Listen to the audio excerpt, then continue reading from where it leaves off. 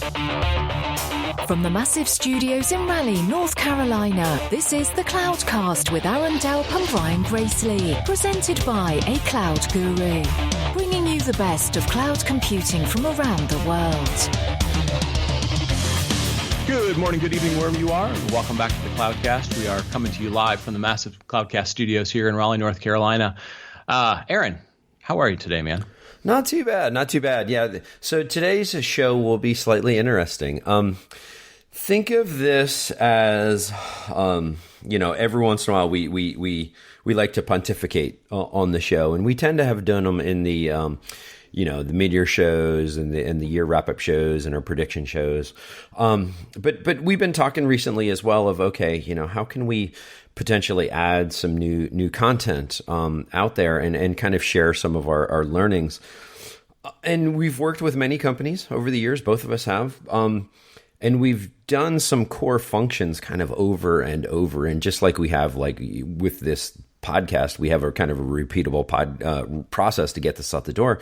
There's some repeatable things that we wanted to talk about without getting company specific. This isn't necessarily about our day jobs. This is maybe a roll up of the learnings of our day jobs, if you will, that might help some folks out there. So tell them a little bit about what we're going to talk about, Brian.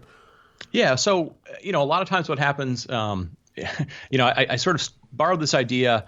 A lot of times, if you listen to other podcasts, like for example, if you're into sports at all, and your sport is in between seasons, and you listen to a podcast, and folks have to, they have to sort of get you from old season to new season. There's some fillers, and a lot of times what they'll do is they'll say, hey, look, let's step back from talking about sort of the day-to-day stuff or some particular trend or topic or something, and let's give you some behind the scenes of what goes on with stuff. Because a lot of times people are interested not just in some new technology or some startup or something, but like, how does the process work? Like, we see things happen all the time. So what we thought we would do is we're going to do kind of a series over the summer before we get to sort of the next set of trade show seasons to look at some of the behind the scenes of how things happen. And so with this one, what we thought we would do is we said, how do companies do a product launch? How does a product not just get built, the engineering side, but like what happens when it's time to launch the product? What goes on in the weeks before? What's the planning process? And then what happens afterwards? And we thought that might be useful because obviously we see, hundreds of product launches every year. And, sometimes people scratch their head. Sometimes they go, well, that was great. But understanding the mechanics behind it, I think, is sort of helpful for people to get a sense of like, okay, why did they do certain things? Why didn't they do certain things? And, to give you some insight into what goes on in our industry. Yeah, absolutely. So let's start with the basics. So Brian, what's kind of a typical checklist before a product launch? What are some of the things you've been involved in or you've seen out in the industry? Yeah. So, a lot of this has changed over the years. So this will depend, I think, a little bit about kind of how old you are and what kind of products you deal with. The first thing to sort of keep in mind is some product, depending on if it's software, if it's a service that's being delivered like as a SaaS application, or if it's something that's tied to hardware, there are really, really different lead times between like the idea to do a product and the product launching. But let's say the product is going to launch, I don't know, let's say on April 1st, typically by, a quarter before, the product team knows about when it's going to launch. They have some rough timelines on when engineering is going to have it available. And they start going through this process of what are all the checklists. And they sort of work backwards from, let's say, that April 1st date of what other groups within your company have to get involved? What external groups have to get involved? What were you doing to make sure that the early customer feedback that you had, let's say a beta trial, an early access program, gave you feedback that the product did what it was supposed to do, what was on what was in some sort of planning document, whether that's part of a Scrum or that's part of a waterfall planning document. But I don't, some companies will go out further than a quarter, but about a quarter in, you've got some pretty big things going on in terms of trying to get all those groups going, giving them enough time to say, what are all the tasks you need to do that on April 1st, for example, in this example, you go, the product's available, you can buy it, and everything that's around it has to happen. Yeah, and the other thing I would add to it too is I'll add a little bit of previous experience into this. So one of my previous companies, Solid Fire, was really, really good about this, even when we were a small company. So even when we were, only a couple hundred employees, we had the idea of the NPI, the new product introduction process, and a checklist, and the supply chain aspects that went behind it. Think of it as, if an idea gets started and created by product management, the engineering has to go do it, right? And engineering then has to do this TOI, or transfer of information, to PM. PM has to tell the solutions and marketing people. Typically, the marketing people are sometimes engineering. Well, somebody has to tell sales and SEs have to tell customers. There's this whole downstream aspect of everything that has to happen, and that has to happen in a timely manner, because otherwise what slips at the end of the project plan? What slips a lot of times is, people getting stuff out the door just in time, and then no one really knows or has been educated on all of that. And so that's where this process really comes into play. But like you said, though, a quarter tends to be the magic number for focus. If it's more than a quarter, everyone's, that's further along. If it's less than a quarter, things tend to slip. Right. Well, and I think the reason some of those things are in place is, we work in the tech industry. There really is no kind of, starting point. The game is always kind of evolving. Your competitors are always doing stuff. The market is always, evolving a little bit. And so if it was longer than a quarter, I think what ends up happening is where you started. Let's say you said, hey, we're sort of targeting this product to go against a certain market problem, or against a certain competitor, or against a certain price point. You get beyond that, and there is so much kind of reiteration that happens, right? So this is the thing that, and we're going to get into sort of what has to happen. But one of the biggest things that has to happen in a product launch is you've got to get a lot of people eventually saying the same words, talking about the same problem, because you ultimately, whether you're seeing this product from somebody you interact with in the field, right? Like you have a sales rep or something, whether you're interacting with it on the website, you saw a webinar, you're reading about it in the press, like you want it to be consistent. And a lot of times what'll happen is if you get too far along, all these different groups who have a stake and ownership in it will start going, well, that's not how I would talk about it to my group. That's not how and you really have to have a level of communication and consistency so that when people go like, what's the value proposition to this? Like, what does it cost? How do I integrate it, or is it backwards compatible or whatever? Everybody, at least on day one, is saying the same thing, so that the perception in the market is, okay, these folks have their act together. And if if that goes on for too long, and people would be shocked, like there are, I don't know, I've worked on much. I mean, there are no less than 15, 20 of a lot of the things that come out within a product. Even in that last quarter, I mean, there are tons and tons of changes and iterations, and being able to keep up with those is a challenge. Yeah. And so let's kind of roll that, because that rolls very naturally into the next topic of, okay, as we're getting ready to go to market, what kind of, stuff has to be created for all the groups that might care about this. And so you already hinted at number one, which is the documentation and marketing message guides. And so for the, the marketing folks out there, it is what does the product do? And then what is the message out there that we're going to tell everyone? And like you said, consistency is key with something like that. And the problem with that is the documentation almost always gets done because it's a natural function. You have to do a user guide. You have to do readmes and, release notes and stuff like that. The message guide, in my experience, tends to be hit or miss. And that tends to be where some of these go-to-market motions break down. But what are some of the other things that people would consider, Brian? Yeah, I think the analogy I use a lot of times is think about if you went to a perfectly still pond and you threw one big rock in there, the ripples that kind of disseminate from where that big rock hit the thing is kind of what goes on. So, there are things that are going to be kind of big impact things. And then you have to realize that like the farther away you get from either the product team itself or the source of knowledge, out in the field or customer or whatever, like everything's going to have to be sort of dumbed down a little just because they don't live with it every single day. So there are some basic things that have to happen. Somebody has to figure out how to price the thing. What does it cost if it's something that you're going to sell, which, 99.9% of the time it's going to be. little things like, how do I build a SKU for this? How do I make it so that you can take an order? Like that's one of the things that people forget about is not only does it need a price, somebody has to be able to accept an order and transact an order. All that typically has to happen somehow, some way.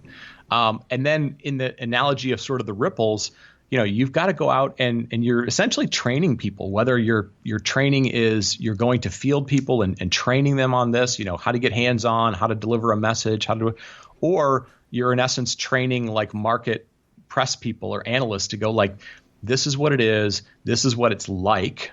This product is sort of like something else, except better or cheaper or faster. So you've got pricing models that have to happen. That's immediate stuff, so somebody can transact it. You've got to train the field. You've got to train customers. They're coming from a different perspective. You've got to train support. And then in a lot of cases, depending on how you sell your product, you've got to go train somebody who isn't badged at your company. You're going to go train a partner, a reseller, a systems integrator to care about your product as much as you do, but they look at it as some component in something bigger that they deal with. Yeah. And the other thing, too, I would add with this is the content can't be overstressed here because just like you said with kind of that ripples in the pond analogy, it becomes, if you don't have the content, it becomes a really, really, really bad version of the operator phone game. Unless you have a document that you can kind of pass along that is in writing, that is those original things, everything becomes word of mouth, and that word of mouth horrendously breaks down. Like, and we're going to talk about kind of some of the past experiences, but I'll bring one in here of like, it is amazing to me, the product launch I did a number of years ago, and then to have like the field marketing team in another geography of the world. Right. Like just, it was night and day. And I'm like, whoa. And then it was a little bit of like, well, that's what we thought we heard on the call, and you start to get stuff like that. So, and press and analyst content, competitive content, like you were saying, partner content, because everyone wants to at a fundamental level understand, why should I care? Why is this different? How does this compare to either the previous version or to the other products in the market from competitors? Everyone just wants a frame of reference, right? And everything you can do to create that frame of reference and connect the dots as quickly as possible is the whole goal here. Yep. Okay, so we listed a bunch of stuff. Folks can go take a look at the show notes. We'd love if you have questions about any specific thing, feel free to reach out to us. What do you consider, like you've probably got a mental checklist in your mind of like, what do you consider to be a successful product launch? So whether it's something that you've launched or something you've seen somebody else launch, like what are some of the things you look at and you go, yep, wasn't perfect, but I consider that one a success. Yeah. So I kind of look at it this way too. Of okay, is it an iterative launch, meaning hey, it's version 4.2 of the next product, or is it a brand new product into market? Because they're very different metrics. Yep. And so if it's an iterative one, it is what is the customer feedback? What is the adoption rate? Is everyone upgrading? Are you getting things like that? And sometimes those like the small iterations, when you do those releases, you want a slight bump in press and a slight bump in buzz in the community and all of that, because that leads to new sales. But you're really worried more so about, how do you keep the existing customers happy and then they continue to purchase existing. A new product is completely different set of metrics. It is all about press. It is all about, getting that buzz out there. It is getting a bump in pipeline within your company. It is reaching those new customers as well and reaching new markets, whether it's, share of like existing wallet or share of new wallet, right, is some of the terms we use at times. And so those are at a very, very high level, because at the end of the day, no matter, and people sometimes disagree with this or don't want to hear this, but we're all in sales. Every company, we're all in sales. Yeah. I think some of the sort of mental checklists I go through is, in no order in particular, do people in general kind of understand what category the product fits in? So, because people are always going to make a compare, like nobody nobody wants to hear about the new thing unless they can sort of compare it to something else, because that gives them a baseline of like, okay, this is better, faster, cheaper, or whatever. So number one, do people kind of understand, okay, where does this fit in the rest of the world?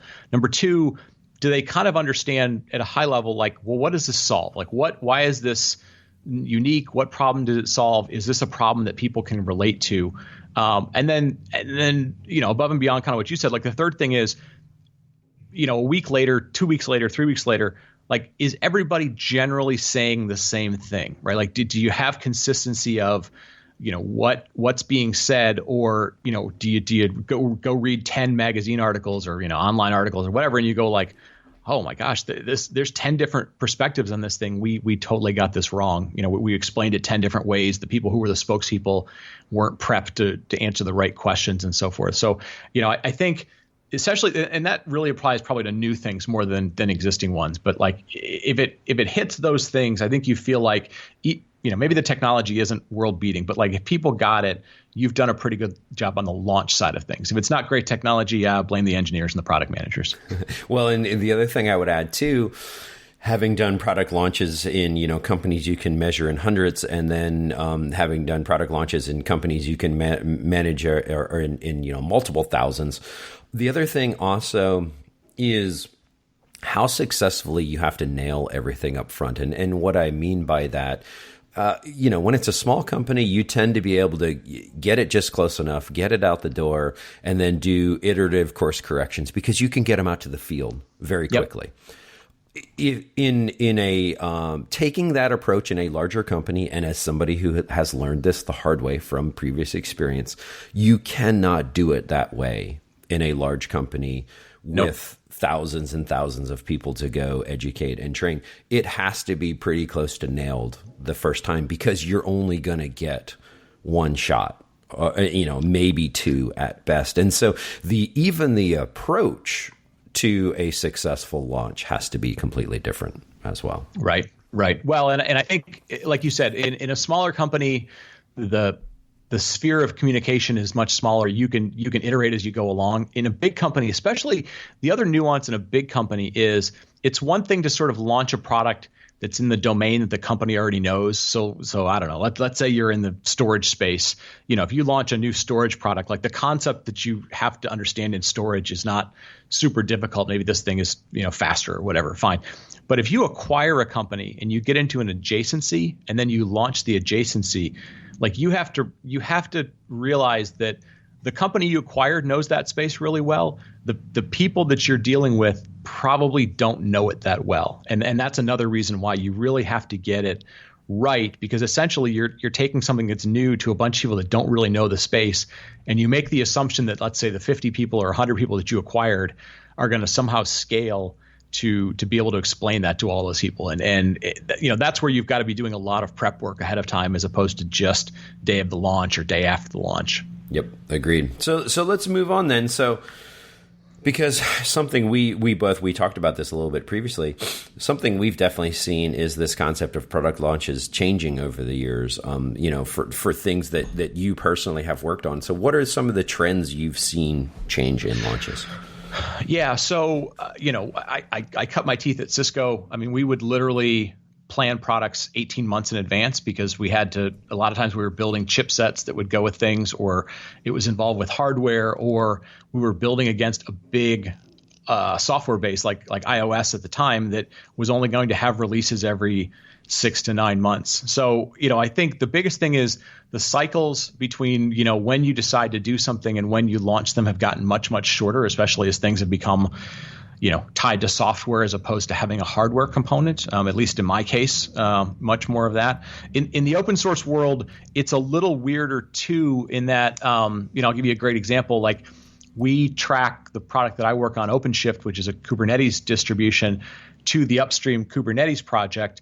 But yet we don't always ship the version of OpenShift at the exact same time that the Kubernetes thing is, because we end up doing a bunch of iterative integrations beyond that. There's some things we do to the user interface, there's testing and so forth. So, sometimes we'll have situations where in the open source world, the open source community will have some big announcement. They're excited about something.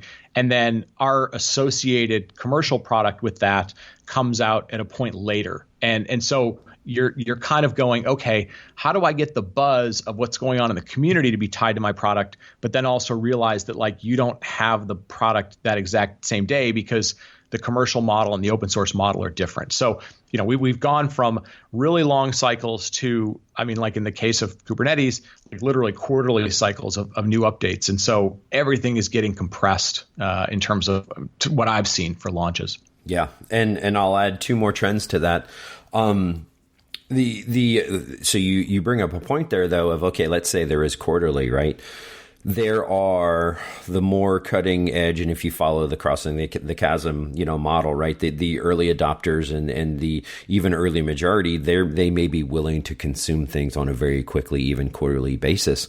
But the further you go in the curve, they don't want things every quarter. A large, stable enterprise does not want something every quarter. Heck, they don't even want 2 releases a year sometimes. They want 1, maybe 2 releases a year tops. And so you have to deal with that. And who is your customer base and who are you launching into? What is the schedule they want to consume it? But the other thing on the content side is shorter form content is king. And I think that goes to the shortening of the product launch cycles. And this is the other thing too, is like, I'm not writing a lot of reference architectures anymore. The teams I lead, we don't write a lot of those anymore because there might be one there, which is that core thing that might help some folks, but it's all about, shorter videos. It's all about shorter papers. It's all about, how do we get knowledge out there faster, which is also the other thing, which is for us, influencer content and influencer involvement has become a very formal thing. It used to be something we used to always do very intentionally, and it was a little bit of our network, and we would reach out to folks, and we have kind of these informal programs. Influence networking is now a budget line item. And it is something we have to put budget towards, and sometimes pretty significant budget towards.